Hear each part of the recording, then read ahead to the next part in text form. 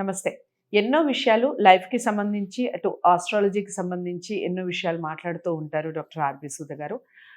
గతంలో ఒక వీడియో చేసున్నాం. కోపాన్ని ఎలా తగ్గించుకోవాలి? ఈ చిన్న చిన్న కోపాలు చాలా పెద్ద పెద్ద విషయాలకి, పెద్ద పెద్ద టాపిక్స్‌కి వెళ్ళిపోయి, ఫ్యామిలీస్ డిస్టర్బెన్స్ అయిపోయే అంత స్థాయికి చిన్న కోపం చాలా అసలు సందర్భం కూడా చాలా చిన్నదై ఉంటుంది. అది చాలా పెద్ద దానికి దారి తీయటం అనేది నేను గతంలో ఒక వీడియో చేసున్నాను నేను.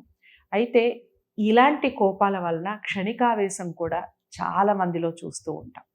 సో, ఈ క్షణికావేశం కూడా తగ్గించుకోవాలి అంటే సొల్యూషన్ ఏమిటో ఇప్పుడు మేడం మాట్లాడదాం. నమస్తే మేడం. నమస్కారం. సో, కోపం గురించి మాట్లాడాం మేడం అవును. ఆల్రెడీ. సో, ఈ కోపానికి నెక్స్ట్ స్టేజ్ ఏమిటంటే క్షణికావేశం. మాటలు తిరుగుతూ మాట్లాడుతూ ఉంటారు. సో, ఆ ఫిజికల్ అవ్వడం. మాటల్లో ఫిజికల్ అయిపోతూ ఉంటారు. లేదా మాట బాగా పెరిగిపోయి చాలా హైపర్ అయిపోయి ఇక ఫైనల్‌గా ఇంక నేను ఉండడం ఎందుకు అన్న స్టేజ్ వరకు అదే సూసైడ్ వరకు థాట్ వచ్చేయడం. సో, అది దాన్ని ఓవర్‌కమ్ చేయాలంటే అసలు ఈ చిన్న గొడవల దగ్గర నుంచి ఆ పెద్ద వాటి వరకు వెళ్ళకుండా ఉండాలంటే ఎవరో ఒకళ్ళు తగ్గాలి. గతంలో మనం అది కూడా చెప్పాం. అదే. సో, ఎవరో ఒకళ్ళు తగ్గాలి అని. ఎవరు తగ్గకుండా అలాగే కంటిన్యూ అయ్యే వాళ్ళకి మీరు ఎలాంటి అఫర్మేషన్ ఇస్తారు? ఎలాంటి సజెషన్స్ ఇస్తారు? తప్పక. ఇదేంటంటే మోస్ట్ ఇంపార్టెంట్ ఇందులో ఏంటంటే వాళ్ళు ఏదో బాధని లోపల పెట్టుకోవడం అనేది. నేను అదే చెప్పాను లాస్ట్ టైం కూడా. అంటే మిస్‌ప్లేస్డ్ యాంగర్ అని చెప్పాను. బట్ ఈ ఆవేశం ఎక్కడొస్తుంది? ఏదో చిన్నది వాళ్ళు చేయలేదు అన్న ఒక కోపతాపం ఎప్పుడో వచ్చినది మనసులో పెట్టేసుకుంటారు. మనసులో పెట్టేసుకుని ఏమవుతుంది?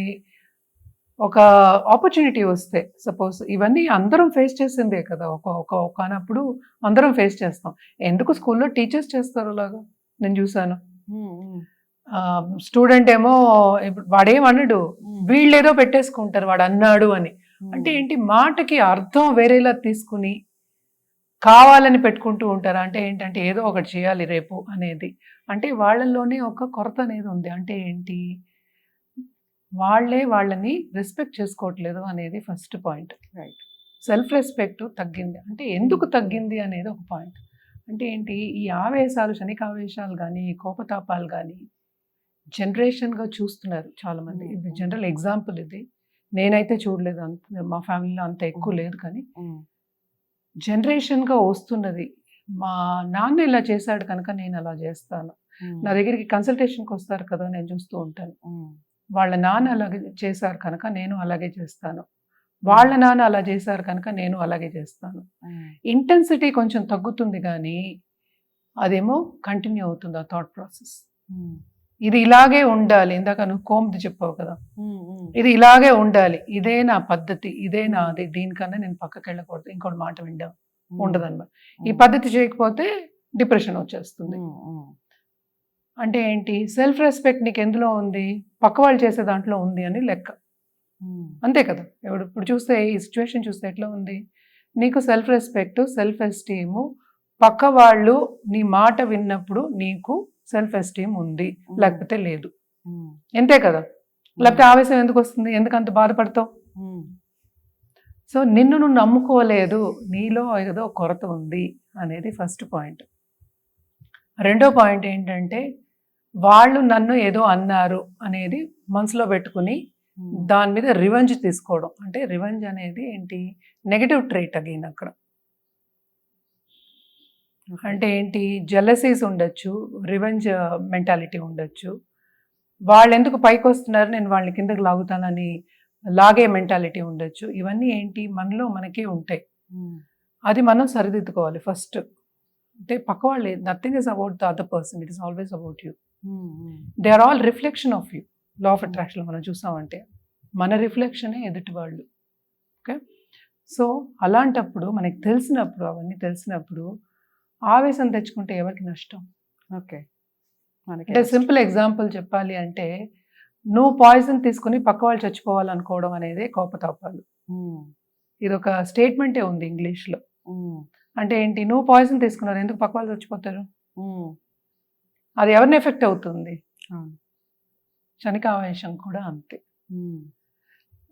అంటే మనని కంట్రోల్ చేసుకోవడం అనేది మనలోనే ఉంది. పక్క వాళ్ళు ఎలా ఉంది? నీకు సెల్ఫ్ ఎస్టీమ్ లేదు, పక్క వాళ్ళు అది చేస్తేనే, ఇప్పుడు నా వైఫ్ ఇక్కడి నుంచి ఈ కోమ్ తీసి ఇక్కడ పెడితేనే అది నాకు సెల్ఫ్ ఎస్టీమ్, నన్ను రెస్పెక్ట్ చేసినట్టు. లేకపోతే లేదు కదా. అంటే నీ సెల్ఫ్ రెస్పెక్ట్ ఏది, నడిచి వెళ్ళిపోయిందా? కాదు కదా. So if you respect yourself, you respect others also. Right. Simple as that. So నీకు రెస్పెక్ట్ లేదు, నీ మీదే రెస్పెక్ట్ లేదు. అందుకే నీకు కోపం వస్తుంది, యాంగ్జైటీ వస్తుంది, ఆవేశాలు వస్తున్నాయి. ఇది ఎక్కడికి వెళ్ళిపోతుందంటే, నువ్వు ఎప్పుడో నాకేదో చేసావు, నువ్వు అప్పుడు మాట్లాడావు, ఎదుటి వాళ్ళు మర్చిపోయి ఉండొచ్చు, నువ్వు అది మాట్లాడావు అప్పుడు, నేను ఇప్పుడు దానికి రివెంజ్ చేసుకుంటా, నేను అందుకని రివర్స్ మాట్లాడతాను ఇప్పుడు అన్న వరకు వెళ్ళిపోతుంది. అవన్నీ సిచ్యువేషన్స్ గుర్తొస్తాయి. నువ్వు ఆ టైంలో ఇలా చేసావు, నేను అప్పుడేమో నేను పెట్టమంటే పెట్టలేదు, ఇవన్నీ గుర్తొస్తాయి. దానికి మెమరీ ఉంది కదా మరి, ఆ మెమరీ సిపియూలో ఉంది మరి, అది తీసేయాలి. ఆ నెగటివ్ మెమరీ అంతా తీసేయాలి. ఏదో వాళ్ళు చేశారు లేని వదిలేసి వెళ్ళిపోవడం అంటే మోతాదు తగ్గించుకోవచ్చు, కానీ కొంతమందికి ఏంటంటే ఎక్కువ ఇంటెన్సిటీ ఉంటుంది దాంట్లో. సో ఇవన్నీ ఉన్నప్పుడు ఏమవుతుందంటే ఆ ఆవేశం అనేది ఎక్కువ అయిపోయి కొట్టడం, ఫిజికల్ వరకు వెళ్ళిపోతారు. నేను ఇది చాలా మందిలో చూశాను. అంటే నన్ను ఎదిరిస్తున్నావు నువ్వు అనేది, అంటే ఎదిరించడం అనేది ఏంటి, వాళ్ళ ఒపీనియన్ చెప్పుకోకూడదు. నీకు ఒపీనియన్ ఉంటే ఎదుటి వాళ్ళకి ఒపీనియన్ ఉంది కదా, ఉండకూడదా? మనిషివి కాదా యువతల వాళ్ళు? నీకు ఎలా ఉందో వాళ్ళకి ఉంటాయి కదా. సో నువ్వు ఎందుకు చెప్పుకోకూడదు అనేది వీళ్ళ ప్రశ్న. ఈయన ప్రశ్న ఏంటి, నువ్వు చెప్పకూడదు, నేను ఇదే కావాలి, ఇంతే కదా. ఇక్కడ బ్యాలెన్స్ లేదు ఇద్దరికి. సో న్యాచురల్గా ఏమవుతుంది, ఇంకా దూరం అనేది పెరుగుతుంది. రైట్. సో అది అడ్జస్ట్ చేసుకున్నప్పుడు, అర్థం చేసుకున్నప్పుడు, ఒకళ్ళు అర్థం చేసుకున్నా కూడా అది కొంచెం తగ్గుతుంది. వాళ్ళకి ఏంటంటే మనం కొంచెం హెల్ప్ అనేది చేయడం జరుగుతుంది. We can only help people who want to help themselves. Okay, అంతే కదా. ఇప్పుడు నాకు హెల్ప్ అక్కర్లేదు, నేను రైట్, నేనే పర్ఫెక్ట్ అనుకుంటే మనం ఏం చేయలేము. రైట్. ఆవేశాలు కంటిన్యూ అవుతాయి మరి. సో మోస్ట్ ఇంపార్టెంట్ ఏంటంటే, నేను నన్ను సరిదిద్దుకోవాలి, పక్క వాళ్ళతో నేను హ్యాపీగా ఉండాలి అనుకోవడం మోస్ట్ ఇంపార్టెంట్. అసలు కోమ్ ఇక్కడి నుంచి అక్కడ పెట్టడం కూడా ఏంటి, అది కూడా థాటే కదా. సో ఆ థాట్ని ఇక్కడ ఉంటే ఏంటి, నేను పెడతాను అనుకోవడం ఎంతసేపు, 2 నిమిషాలు. సరే ఇక్కడ ఉంది, నేను ఇక్కడ తీసి పెడతాను, నెక్స్ట్ టైం మీరు ఇక్కడే పెట్టండి అంటే అయిపోయింది కదా, మ్యాటర్ క్లోజ్డ్. సో ఇవన్నీ చేయరు, ఎందుకంటే ఆ యాంగ్జైటీ అనేది అలా ఉంటుంది. అందుకే మనం డెపిక్ట్ చేయడం కూడా ఏం చేస్తాం, అర్త్ని అట్లస్ పట్టుకున్నట్టు, అంటే మన థింకింగే మనకి భారం అని చెప్పడానికి అనమాట. ఓకే. నిజంగానే ఎర్త్ని ఎవరు ఎత్తలేరు, కానీ మన థింకింగే మనకి భారం అనమాట. అంత ప్రెషర్ ఉంటుంది మైండ్ మీద అని చెప్పడానికి. అది సరిదిద్దుకోవాలి ఫస్ట్. సో దీనికి ఫస్టే మన అఫర్మేషన్ అనేది ఇవ్వడం, it won't be any use అనమాట దానికి. అది ఫస్ట్ వాళ్ళు సరిదిద్దుకోవాలి, ఫస్ట్ సరిదిద్దుకోవాలని వాళ్ళకి థాట్ రావాలి. నన్ను కరెక్ట్ చేసుకోవాలని ఎప్పుడు థాట్ వస్తుందో అప్పుడు చేయగలం అన్నీ. అదే అఫర్మేషన్ అయిపోతుంది. అంతే కదా. ఐఎమ్ కరెక్టింగ్ మై సెల్ఫ్ అనకూడదు, అంటే తప్పు ఉందని అర్థం, రివర్స్ అవుతుంది కదా, అది అఫర్మేషన్ అవ్వదు. అఫర్మేషన్ ఎప్పుడు పాజిటివ్ గా ఉండాలన్నమాట. అంటే ఏంటి, మంచి చేయాలి, మంచి పనులు చేయాలి, అంతే, మంచి పనులు చేయాలి, లేకపోతే నేను ఆనందంగా ఉన్నాను అనుకోవడం అనేది బెస్ట్. ఎందుకంటే సింపుల్, ఆనందం అనేది అందరికీ అర్థం అవుతుంది కనుక. సో నేను ఆనందంగా, అందరితోనూ ఆనందంగా ఉన్నాను అంటే ఏంటి, ఎవరితోనూ గొడవలు లేవనే అర్థం. రైట్. సో అలాంటి లైఫ్ అనేది ఖచ్చితంగా ప్రతి ఒక్కళ్ళలో ఉండాలండి. ఈ పాజిటివ్ థింకింగ్ ఉంటే అసలు ఫ్యామిలీస్ ఎక్కడా కూడా గొడవలు అనేవి రావు. ఈ క్షణికావేశాల నుంచి మనం బయటపడవచ్చు. చాలా మంచి అఫర్మేషన్ చెప్పారు. అందరూ ఆనందంగా ఉండండి. చాలా మందికి నచ్చే వీడియో అనుకుంటున్నాను. అందరికీ షేర్ చేయండి. ఇంకా డౌట్స్ ఏమన్నా ఉంటే తప్పకుండా స్క్రీన్ మీద కనపడే నెంబర్కి కాల్ చేయండి.